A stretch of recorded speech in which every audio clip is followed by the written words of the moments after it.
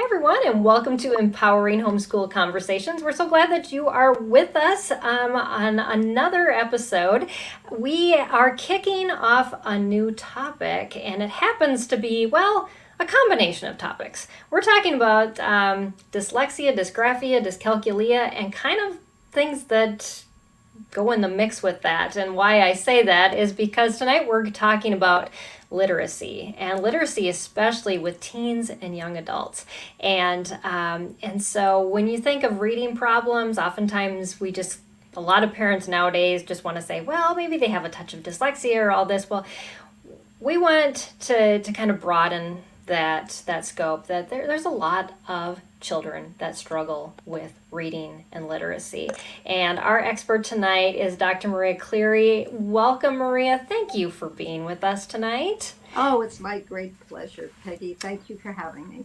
Sure. I am very, very excited with what you have to share with our audience this evening. And I just want all of you to know that if you are joining us live, you have the ability to make comments in the feed now. I have an additional thing to add. If you are watching on our new Empowered Homeschool Network, and you have the link to the YouTube video. If you want to make comments, you're going to have to click to watch on YouTube instead of just watching on the Empowered Homeschool Network.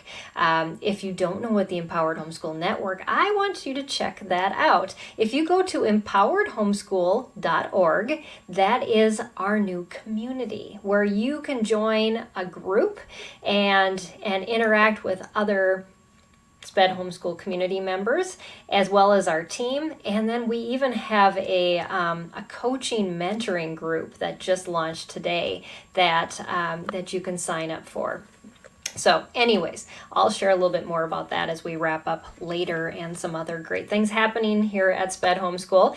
But Maria, as we kick off, I would just love for our audience to get to know you a little better. But I do have to remember, this is something I can't forget, is that I want to thank Right Shop for sponsoring this episode of Empowering Homeschool Conversations. And we're going to learn more about them about halfway through the show. But if you're curious, you can check out ahead of time and visit rightshop.com.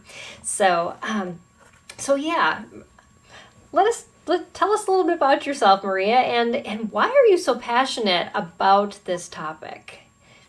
Well, I wear a number of hats, Peggy. I am an interim school administrator, but I am also the parent of a special needs young adult. And the reason I got involved in this whole topic of literacy and the current project on which I'm working is that my daughter, who's an adopted child, she came to us from Bulgaria when she was 3 years old. Oh, okay. And we didn't know that she had special needs at that time, but it became apparent to us, and we did our best with her in regular school. In fact, she was in regular school, classified until she was in the 8th grade. But we noticed that once she hit around middle school, she pretty much stopped wanting to read. Oh. And it got to the point where it became a negative experience for her. And when I would ask her why she didn't want to read, she would say to me, "Reading makes my brain hurt." And yes. I could tell when she was looking at the books and the way she scrunched up her face when she was doing it, that she was telling the truth. Yeah. And in 8th grade, she moved on to a special education school, and she was there till she was 21.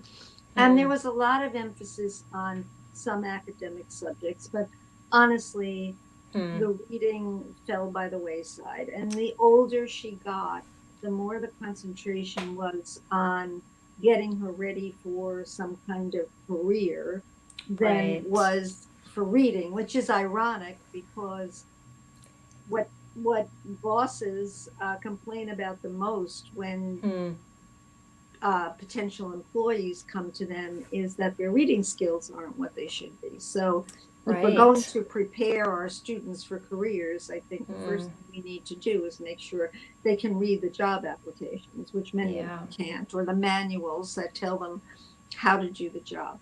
So Mm-hmm. anyway, when backing up a bit, when she sort of stopped reading, I took a look at what was making her find Hmm. reading such a negative experience. And it was a It's a couple of wise thing. things. Yeah. Well, the first thing is that she ran out of books that had pictures in them.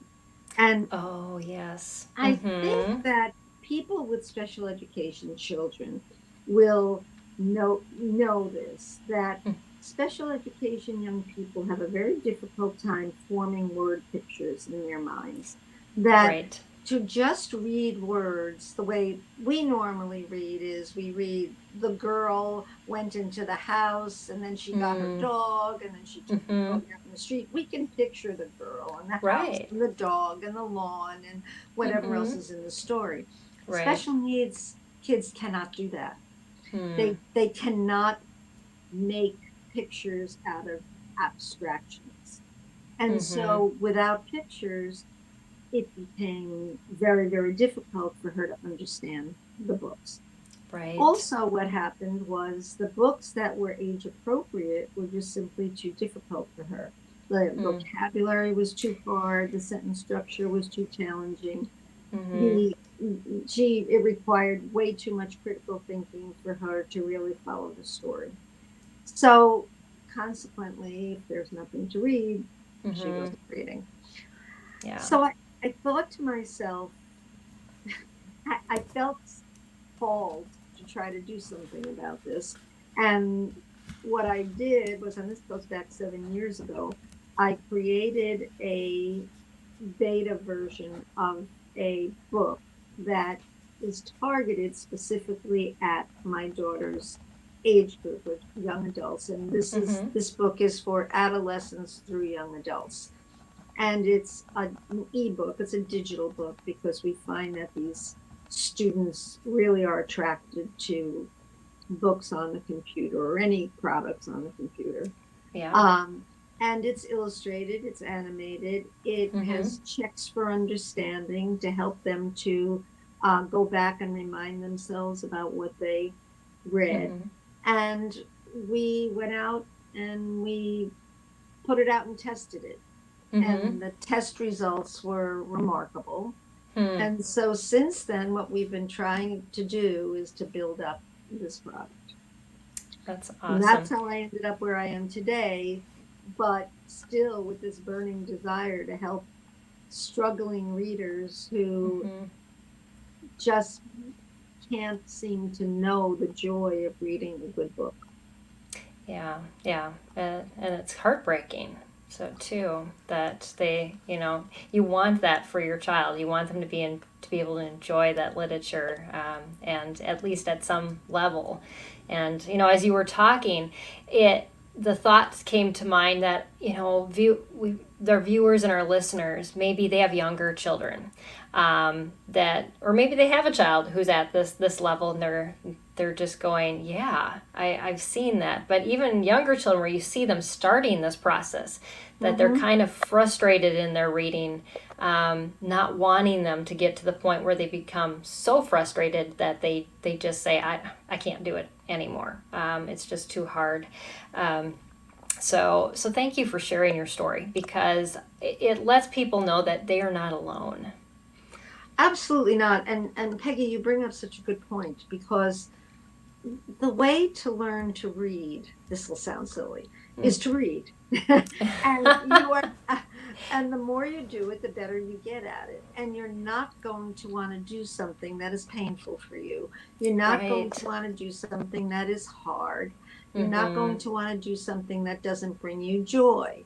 And Right. if you're not motivated to Hmm. pick up a book, you're simply not going to ever be able to improve at it. No matter how That's a many great different point. reading programs, Wilson or Orton Gillingham or whatever anybody wants Mm-hmm. to say works, it doesn't work unless your child Mm-hmm. wants to do it. I mean, I bet there are many parents out there who can recount that when their children discovered Harry Potter. All of a sudden, they picked up a book and they sped through all 7 volumes of it, and what a joy that was. And then when they were finished, they stopped reading. But it was, it sort of it illustrates that point about how when they are motivated, Yeah. they will do it. And so what we have to do is create more products for them that will motivate them to read. That's true. Yeah. One of our viewers said that she recommends comics, graphic novels, manga for struggling readers. They can tell complex stories and are good for visual learners. I know a lot of people in our community use those, and I know Maria, I've actually been able to look at her product. She let me review it for free, and it's more interactive, which I really loved, because I found too, when working with like our intern, that I need to stop and we need to have a conversation even in the middle, because he may forget, even though I make videos, instructional videos for him on how to do things, and I give him step-by-step instructions, that check. Did you really catch all of that? And go back is so important. Absolutely. It's an interesting point too. I have a number of people suggest graphic novels to me, and I know that there are people who have great success with them. What I have found with the readers that I've encountered, including my daughter, is that they have a somewhat frenzied format for her. You know, you have these panels on a page, and sometimes there are 6 to 8 panels on a page. And in every panel, there's dialogue, and sometimes there's a little bit of narration on the bottom of the panel. I found that my daughter had trouble following it, that it was just too much input for her. I think that and certainly I appreciate the person who commented, I think that the theory is correct to put the pictures and the words together. I just think in a lot of graphic novels, it's too much of a good thing, you know. Yeah, so, well, I've seen the difference. So if you have a student who has a higher IQ that is good with sequencing and is able to, you know, and really maybe dyslexia is their only issue, that they just can't picture the words, but they have the ability to do everything else. That is a good solution, because my middle son is that way. I mean, he can read, you know, captions for 2.5 hour video, but he can't read a textbook with just white paper and words. Right.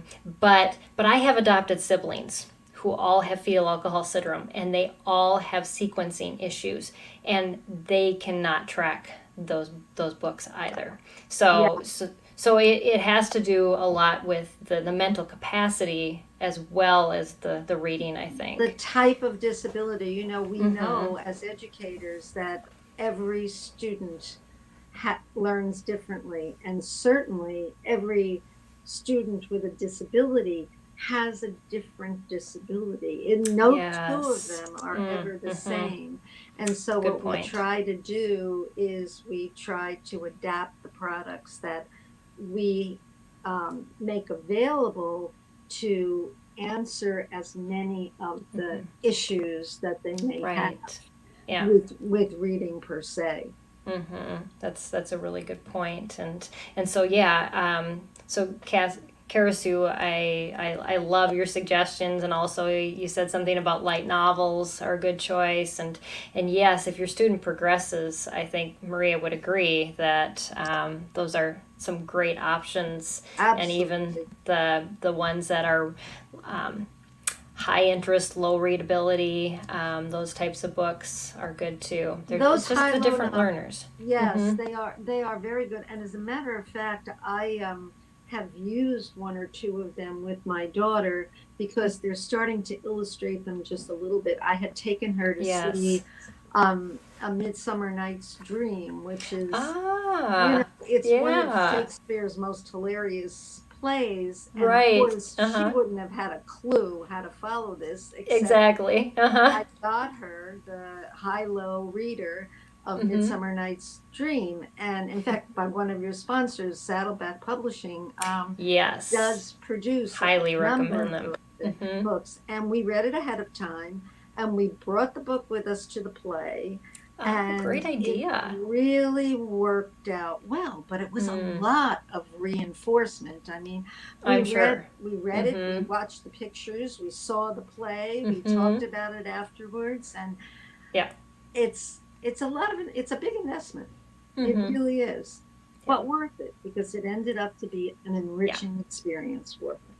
That's awesome. Yeah, I love that. Thank you for sharing that story with us.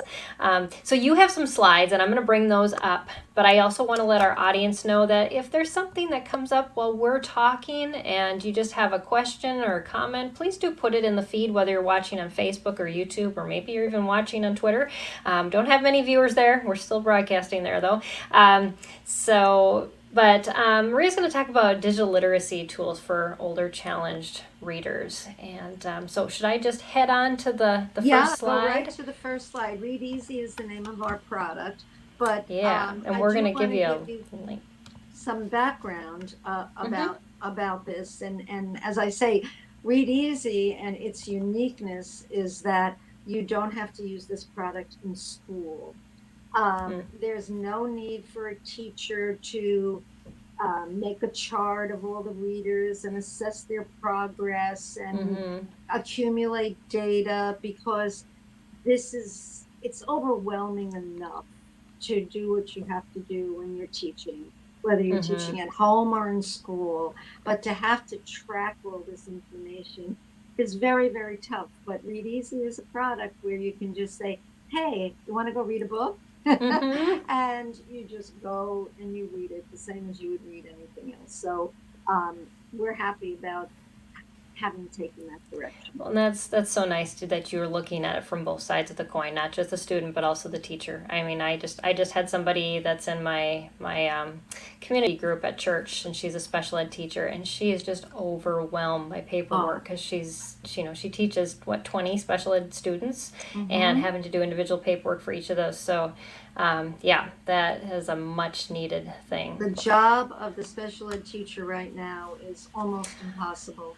Is Yes, almost because they're doing impossible. it remotely and they're having to do individual consultations, and yeah, it's It is. It it's in is. So, yeah.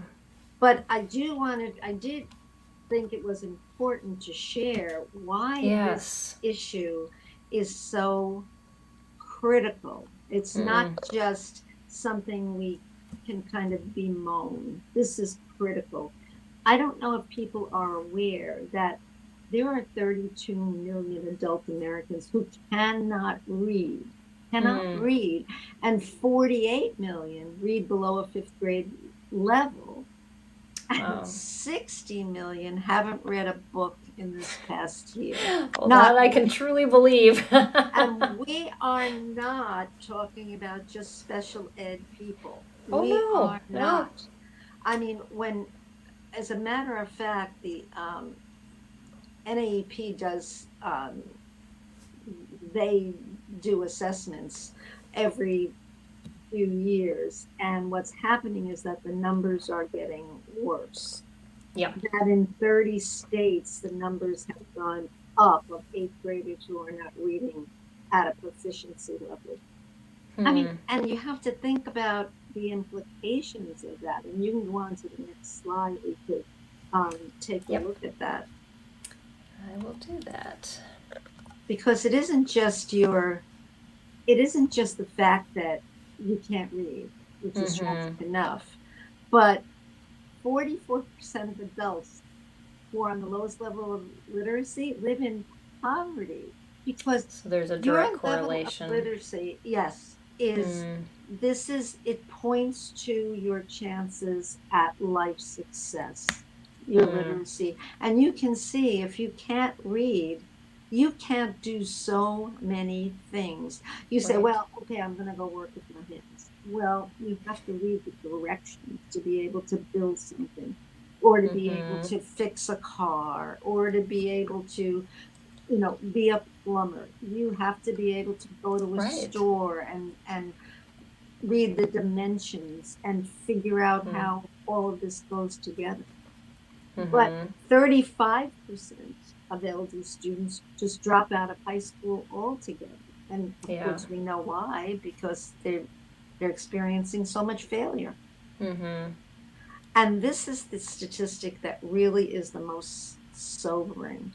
Over Yeah. half of LD students go on to be unemployed, not Right. underemployed, Mm-mm. unemployed.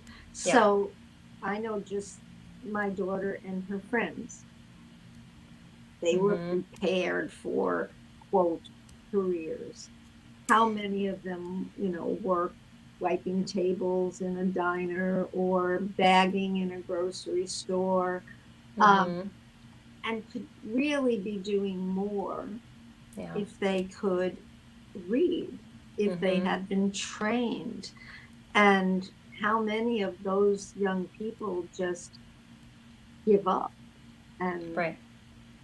found that they're not employable, and Mm-hmm. so go on disability, stay Yeah. home, or go work in, go to a group home or Mm. daycare and while the day away. Yeah. And Yeah. it's not necessary. I think we Mm. can expect more of our young people, but what happens, and I'm wondering if any of your listeners can relate to this, is once our young people get to high school, they're Mm. just not adorable anymore. They're nice kids, but they're not like when they were in first grade. And people sort of give up on them. Mm. And they think, okay, let's place these kids in where we can so that, we'll feel decent about where they are. And people run out of Right. patience for them. Mm-hmm. And they don't want to go the extra mile to teach them the hard things. And I understand it because they're not easy to teach. They're just not. Right. Yeah, And I've heard stories from parents of their kids just being pushed through the system yep, and not challenged. I yep, remember one mom contacting me after she homeschooled her daughter, but then was forced to actually put her back into school because her ex-husband required it. That's a whole nother story. But um, but yet, when work came back from the school, it was not in her daughter's handwriting, and she knew that her daughter could write because it was going to take too long for her sure, daughter to write out the answers, so the aide wrote it for yep, her. And this happens over and over again. I have adopted siblings, and my parents finally got so frustrated with the school system. And after they homeschooled, my mom actually had a heart attack, so all my siblings went back into school for a while. And the decline in their learning was so intense because they were older. They mm-hmm, just said, we can't do this. yeah, No matter how much work it is to homeschool all these kids, mm-hmm, we have to make this work because it is detrimental to their future if we yes, leave them in these programs. And so yes, seeing the same thing as you did, Maria, with your daughter. yes, absolutely. So, and we don't want them to become unemployed young Right. adults. Well, they lose their work ethic too, unfortunately. They're just told, well, you can get disability. Why don't you just go to the community center and spend time with your friends? And this is what Exactly, it's all about. exactly. And those messages that you try so hard to not teach in your home are taught in the school. Yeah. Now, if we go on to the next slide, and I Yes. don't want to get too depressing about this, No, I know, but but it's but reality. So this yeah, is let's brighten reality. this up. This is the thing that is probably the most important thing for us to know. It's not enough for us to just feel bad about this and think, oh, well, we need to teach them better. There is Right. something now called that it's really just come to the fore in neuroscience. Hmm. There is a doctor named Norman Doidge, and he wrote a book called The Brain That Changes Itself. Yeah. And he wrote a follow up to it also. And he coined a term called neuroplasticity. And Mm-hmm. neuroplasticity means that your brain continually reorder itself. And we Yes. know this from, those of us who are getting older. We're busy doing crossword Yes. puzzles and Sudoku and Uh-huh. whatever it is we have to do to keep our brains going. Well, Uh-huh. it works this way your whole entire life. But Right. what happens when our kids stop reading in middle school? Yes. The brain starts pruning off Hmm. because it doesn't use the neural connections. And you can go on to the next slide, Oh yeah. that you need to read. Hmm. And so if we're not using those neural connections, they die off. Right. And they're not going to come back Hmm. unless you start using them again, and then they'll have to regrow To themselves. regrow. Wow. So it's even So, harder than yes, keeping it going. that's right.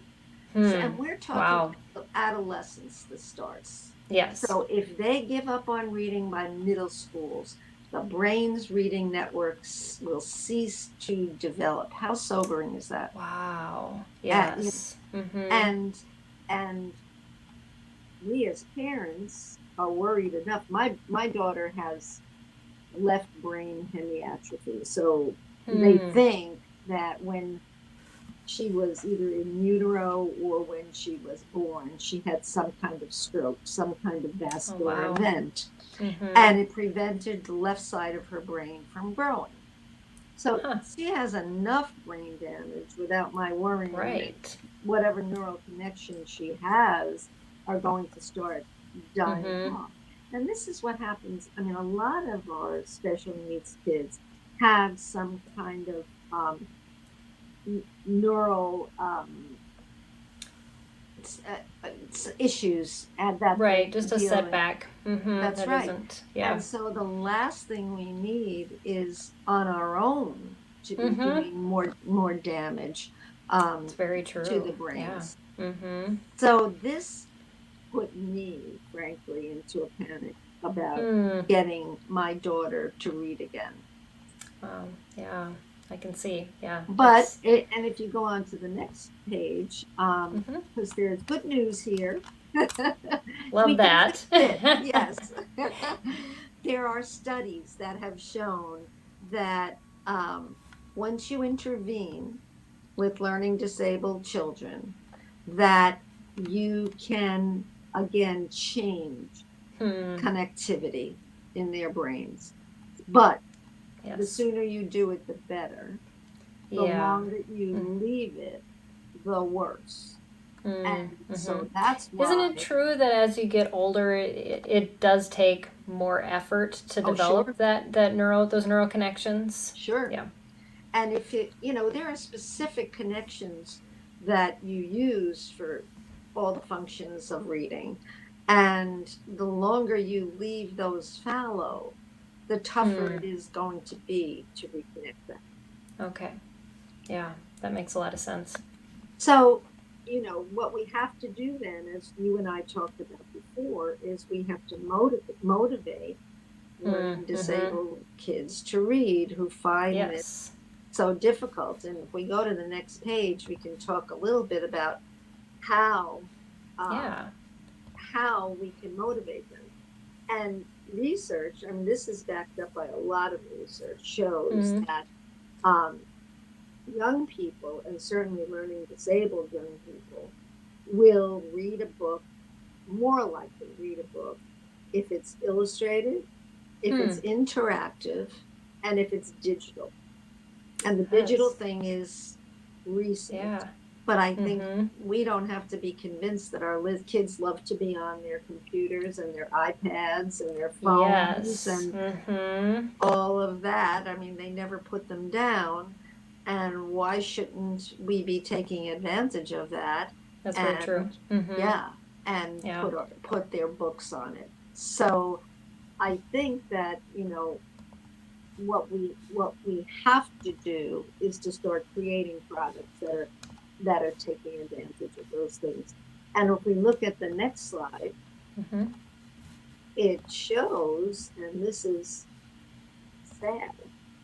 There is Hmm. not one digital resource. And I have looked, Peggy, I can't even tell you how hard I have looked to find a resource for my daughter, because I didn't want to create this. I'm an accidental entrepreneur. This was not my plan at all. But there was nothing for her that was digital, that was age appropriate, that was easy enough to understand, Right. and that had pictures. Mm-hmm. It just, I couldn't believe there wasn't one. So that's really why we created ReadEasy, and we can go on to the next slide. Yeah, I'm going to take a break and we'll hear from Uh-huh. our sponsor and then we'll Of come course. back because we're at about halftime now and I don't Okay. want to start a new conversation, but boy, that just gives you a life purpose. Whether you like it or not. Right. All right. Well, thank you, Maria, and we'll see you in just about a minute here. And so, audience, I just want you to hold on, and we are going to hear from our sponsor, Right Shop. And I want to thank Right Shop for sponsoring this episode of Empowering Homeschool Conversations. And this is what they want you to know. They asked, how are writing lessons going for you lately? Are there any tears of frustration, long minutes staring at a blank piece of paper because I don't know what to write about? Well, here's the solution, Right Shop Curriculum. Finally, a writing program that understands the challenges of teaching writing. Right Shop has options for kindergarten all the way through high school with engaging step-by-step lessons. Right Shop gives students the necessary building blocks of the writing process so there is zero frustration. And Right Shop not only teaches kids how to write, it shows you how to teach, and you'll learn to guide them through the writing process and inspire even the most reluctant writers. Parents rave about the results. Sherry in Florida says, I am so pleased with Right Shop. My 8th grader, who was lukewarm about writing and really didn't write well, is blossoming. Haley in California says, thank you so much for creating Right Shop. It's been a pleasure to teach this curriculum and the results are phenomenal. Our son went from hating writing to asking for more. You can visit writeshop.com to take the placement test and find out at which level best suits your child, tween, or teen. With Right Shop, teaching writing has never been easier. And I just do want to encourage you to do that placement quiz. The wonderful thing about Right Shop is they don't do it by grades; they do it by levels. And what child doesn't want to know that they're behind in reading? They're just moving on to the next book. And so definitely check them out. And thank you, Right Shop, for again for sponsoring this episode of Empowering Homeschool Conversations.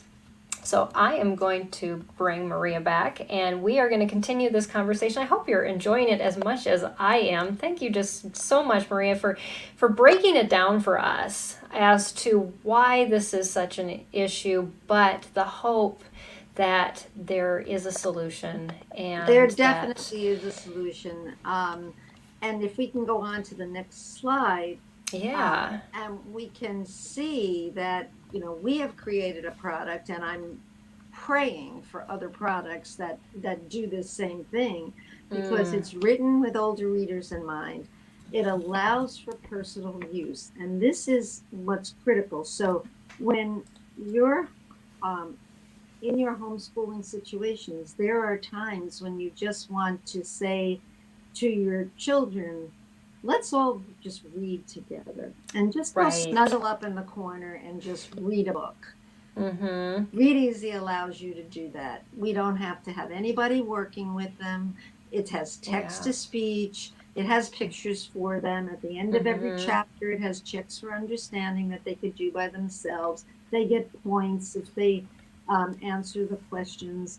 It's a lot of positive feedback for them, and they can do it themselves. And that's awesome. That is, and we can go on to. Well, first of all, I want to let our podcast audience know that your website is spelled Read, ReadEasy, reezy.com.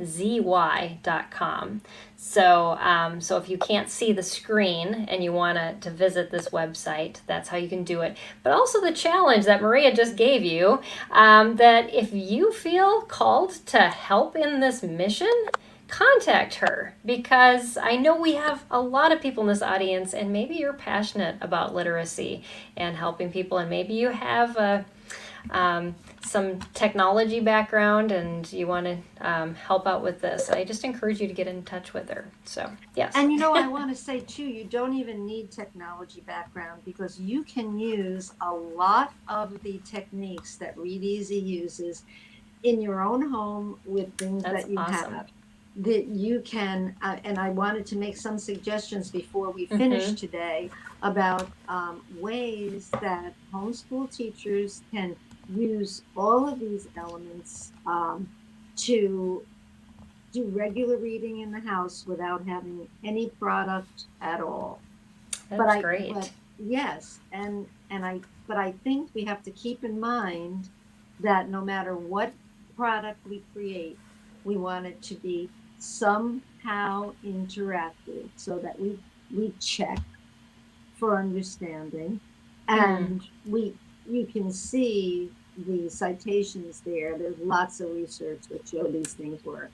Multisensory, so you want them to be able to hear the story, see the story, touch the story if that's possible, manipulate the story, and all those things will add to comprehension. And we can go on to the next slide. Sure.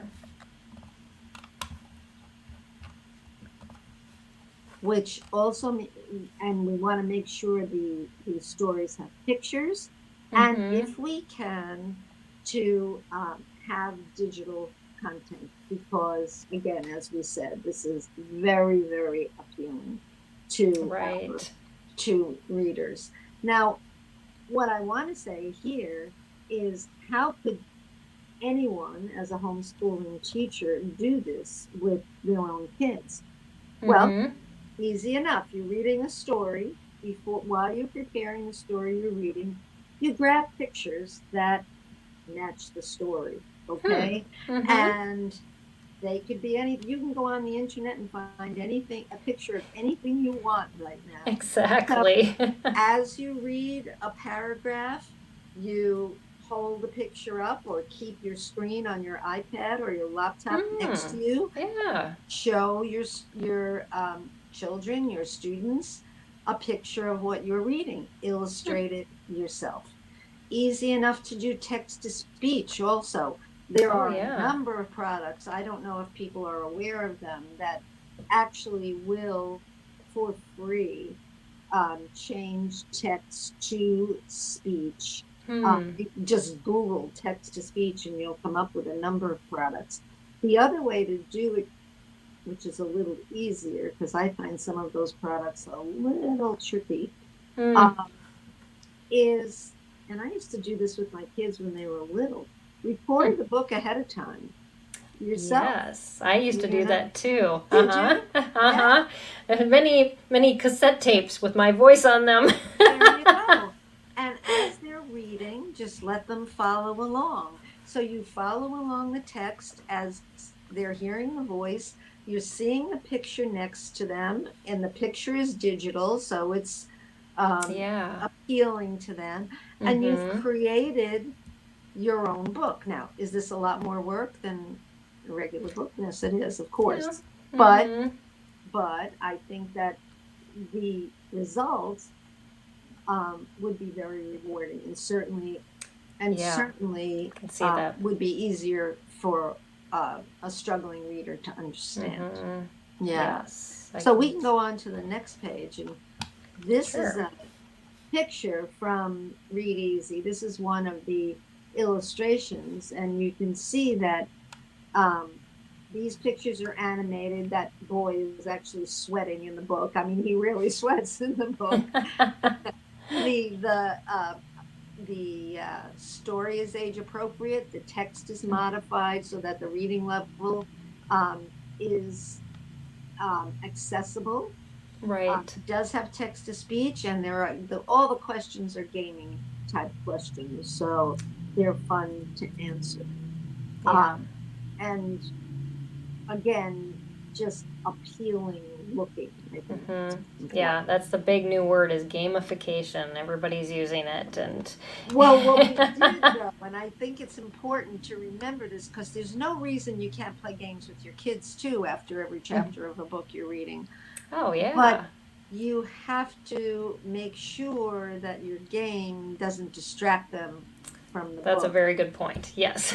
So it has to be short enough, to the Hmm. point enough, and then let's get back to the story, Yeah. because the story, Mhm. you want the story to be interesting enough so that That's what they're holds their dying to get attention, not back the to game. that. Right. Right. exactly. Give them points, give them rewards, draw Yeah. a little, have them each have an avatar and add an Mm. accessory to the avatar every time they get points at the end of Oh, that's a at great the end of the idea. chapter. Uh-huh.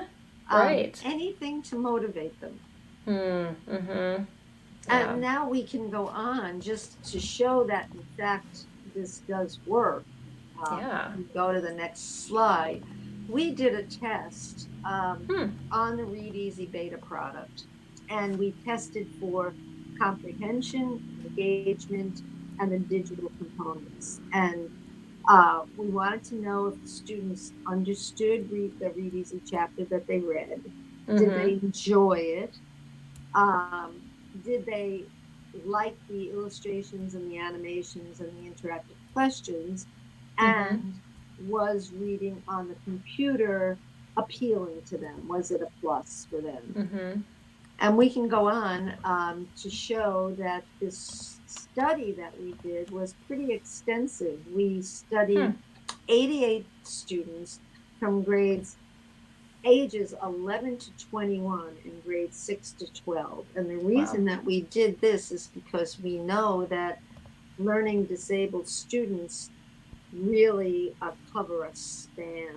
And Yes. in fact, Right. Mm-hmm. we tested this with learners older than 21 and Hmm. found that the story was still appealing for Huh. them. So yeah, we can't really underestimate what an a story that's comprehensible will do for even an older reader. And we used not just 3 school districts, but they came from different socioeconomic levels, and the students were a variety of students, but they were all at least 2 grade levels below where they Okay. should have been. Hmm. And we can go on to see some of the results. Yeah. We can go past that because I already Okay. told you that. And Got ahead of yourself. we'll go to the next slide. And these were mind-boggling. In Hmm. comprehension, I can understand what was happening, and I can remember. Wow. Look at Yes. these numbers, Mm-hmm. 86%. 86%. That's just, it's unheard of.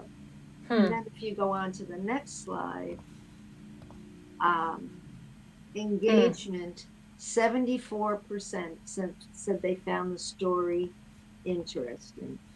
And That's awesome. that was all, I mean, and our last slide is just that we feel that, I'm sorry, and the digital components were ranked positively by over, Hmm. I'm sorry, you can go to the next one too. Okay. But the next one talks about the digital components. And look at that. I would rather read on a computer than read on a printed book. Look at that.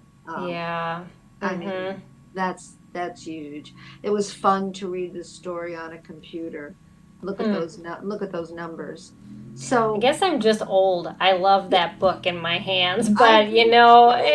I do our kids too. just don't anymore. Yeah. And the funniest thing is we have ReadEasy is not ready for the phone yet. It has to be responsive to be on the phone, and that's Right. going to be our Oh, next yeah, step. because the But majority of users are on mobile now. They don't even have yes, laptops and computers. Well, the funniest thing is I could never in a million years imagine reading a book on a phone. Yeah, Never. I know. So I'm with you, Peggy. I feel archaic whenever I get on an airplane. I pull out my book and my pen, and people look at Yes, me like, "What are you doing?" And I'm yes, like, "I'm yes. reading a book." I know. They So, all got their tablets oh, out. They plug in. They watch a movie, and I was like, isn't "Oh." it the truth? Isn't it the truth? So, and I think our last slide just kind of reiterates that, we feel very strongly that ReadEasy and hopefully other products like this Mm-hmm. we can offer this audience a product they need and will enjoy. And this is um, this is so critical because my dream for all of this Mm. is not, and I say this truly, I wouldn't mind making $1 million, but this is not this is not my plan, not how I started this. My dream is to have a whole library of these books. Mm. And we have our second book already written and illustrated. That should Oh, be up on the website, I'd say, by the end of November. Our third book is awesome. already conceptualized. And Great. we are trying to get funding to just get as many of these books put together. Our Mm. our hope is to we start with three types of books. One similar to this first book, which is more fiction that has some social emotional learning messages. Yes. Mm-hmm. The second one would be um, aimed at the workforce trades. So fictional Oh, stories of right. young people who, maybe by accident, maybe by design, Mm. decided that they didn't really maybe want to go on to a traditional academic Mm-hmm. path after high school and Right. wanted to pursue a trade Yeah. Yeah. and maybe expose them to some of the trades that are out Mm-hmm. there Oh, that would be through amazing. through Mm-hmm. fictional stories. And Right. then the third one we're hoping will be biographies of people who have Oh. overcome difficulties and Mm-hmm. succeeded. And we're hoping in covering those to get a number of people who had disabilities, Yeah. um, just so our readers can have some role Mm. models. Yes. Yeah. But that Oh, I that love is the that. dream. That Mm. that is the dream, and we're just hoping that we can garner enough support Mm-hmm. through funding. Mm-hmm. We now have a ReadEasy literacy not for profit, Hmm. so that we're accepting donations, That's and great. we're writing proposals for grant funding too, and we're Mm-hmm. trying to get on Amazon Smile and other places Yeah. that where we Uh-huh. can um, get a little bit of funding here, a little bit of funding there, and every single penny that we Mm-hmm. make goes towards creating your books. That's Everything. awesome.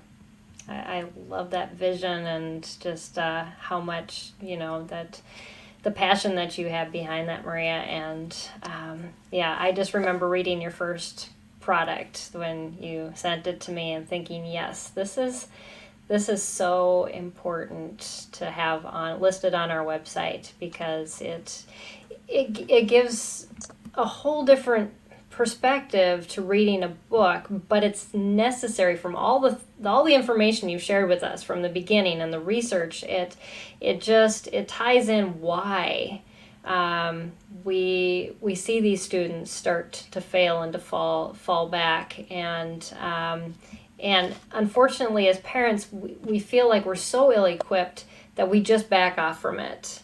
But I'm glad you encouraged us tonight that this is the time in those years where the struggle starts to happen to just be more creative and to interact even more with our students to help them to get past these struggles. And work through them. And I'm aware, believe me, how when children, special needs children, get older, they can present us with a lot of challenges. I mean, Yeah. they're not easy. No, They're just not well, easy. they want to be independent adults Yep. just like their atypical peers, Yep. but they struggle even more in that process and that individuality and how do I frame that from when I need mom and dad, yet I really want that independence. And yeah, And you it's get the very good, the hard. bad, and the ugly. Yes, it's true. And it's very hard for us to let go too Mm, and send them out. I mean, my daughter's at the point really where we're, considering some independent living options for her. And that is very scary. That is mm, really scary. So what I'm hoping is that I can encourage people to provide them with enough skills so that when it's time to mm. send them off on their own, that we send them as well equipped as we can send them off, because they're going to Yes. have enough challenges. Let's face it, Mm, socially, mm-hmm. it's very difficult for them. I mean, Yeah. they don't have friends like Mm, regularly developing young people have. They yeah. have to meet. My daughter meets her friends through Special Olympics. That's her Oh. whole group is there. If she Uh-huh. didn't have that, I don't even know who she would hang around with.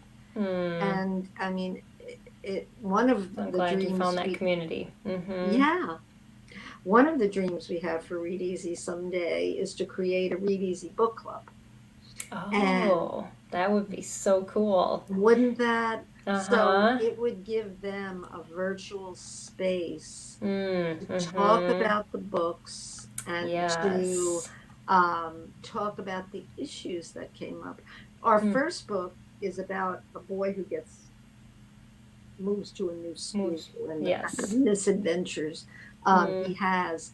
And I remember when we tested this in a classroom of older, multiply disabled young people, one of the girls raised her hand and said, I know just how that boy feels because I oh. got bullied too, just like. Oh. And I thought, Mm, what a great conversation starter, yeah. you know, to Mm-hmm. have them be able to exchange ideas like that. Right, and to pull up those things that they would normally not bring into conversations, but to be more vulnerable and to share that That's right. and to realize they're not alone. That is so key. And now through technology, I think we've all learned what we can create Mm, virtually that we never were able to create before. And of course, we yeah. would do it within a safe environment because our kids Mm-hmm. are so vulnerable. But Yeah. but still, wouldn't that be wonderful to have them be Mm-hmm. able to talk to each other? Maybe even as their avatars, they could talk to one another. Right. Yes. Yeah. I was at a conference in Las Vegas in June, and they were talking about how they're doing VR classrooms where all the students put on the VR stuff and they walk around and they actually Yeah, are their avatar and they can sit in a classroom with each other and raise their hand and it's a little more than I can wrap my head around, but I'm sure it's going to be the way of the future. well, the more you do this stuff, and I feel like, oh my goodness, am I really still learning this kind of thing at my age? Uh-huh. But the things you can do now with artificial intelligence and Mm, machine-based learning yes. are amazing. Mm-hmm. And if you can get it to work, I mean, Yeah, yeah, it can exactly. really be fun. Uh-huh. But Right. Yes. getting it to work costs money.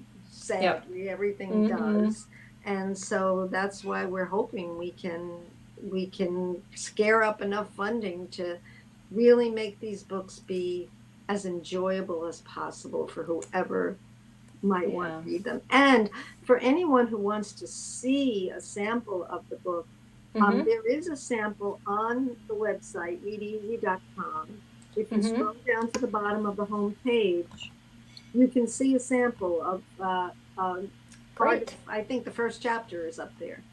So it gives you some idea of the story, the illustrations, the animation, and one of the types of checks for understanding that's there.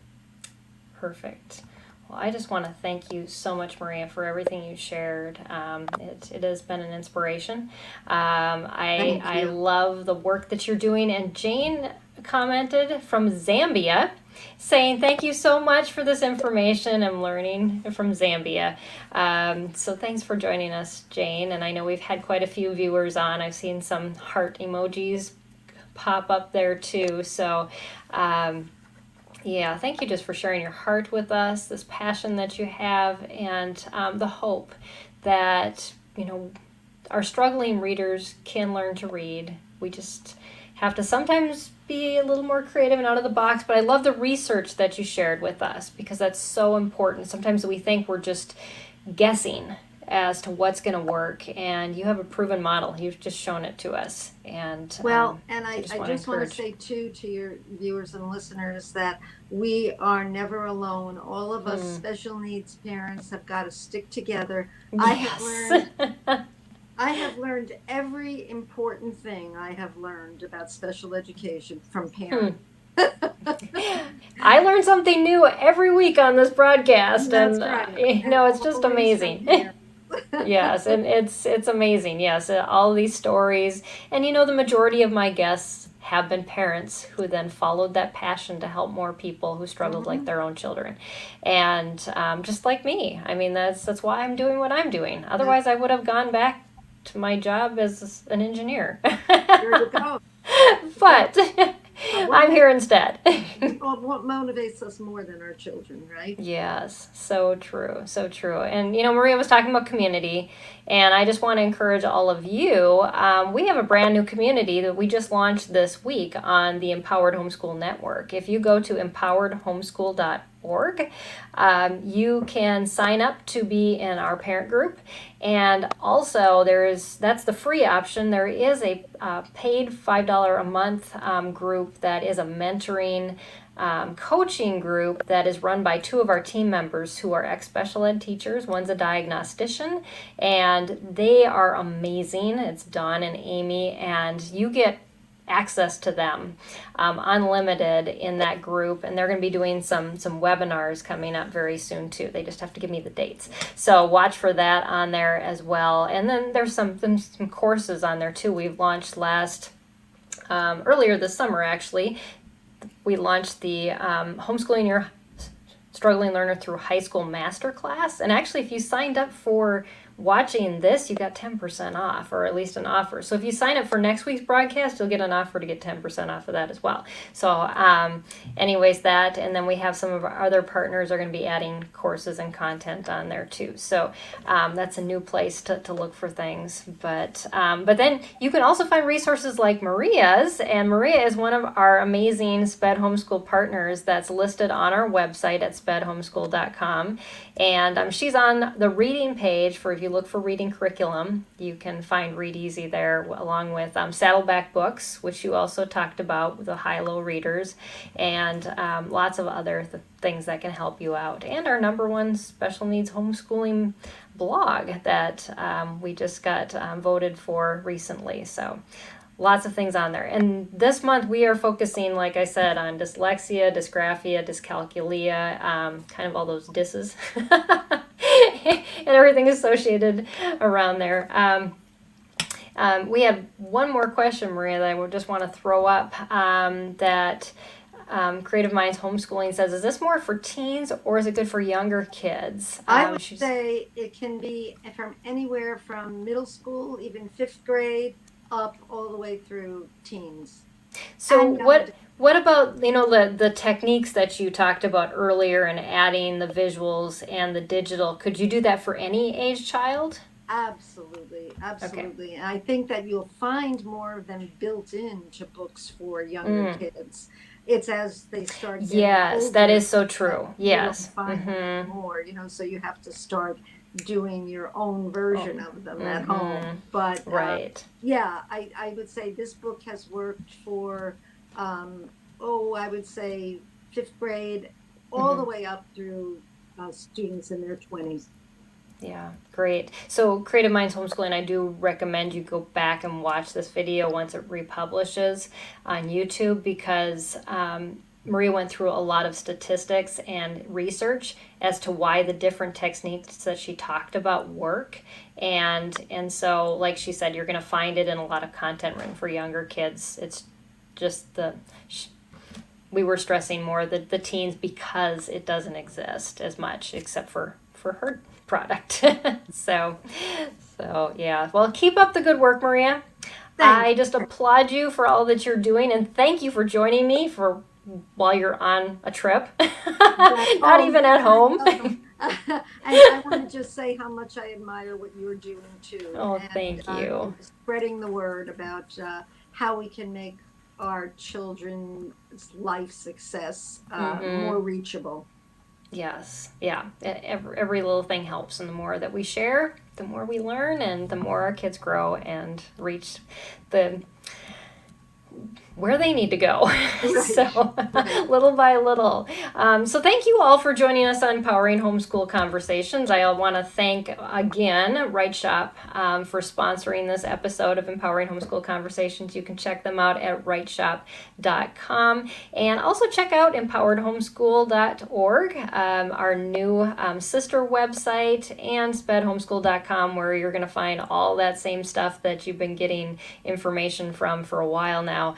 Next week, our focus is on dysgraphia, and the title is Dysgraphia. What is it anyways? And we have an expert on. She's actually written a whole book on dysgraphia, which I was telling Maria I have to read before next week. So I'm going to be doing my homework and learning more about dysgraphia as well, and be excited to share that with you while I will be on the road in Orlando right before I speak at the Special Needs Conference in Orlando. And if you are anywhere near Orlando or Florida, I would encourage you to look up FPEA.com. That's the Florida Parent Education Association. They are doing a Special Needs Conference the 15th and 16th. I'm going to be keynoting that conference.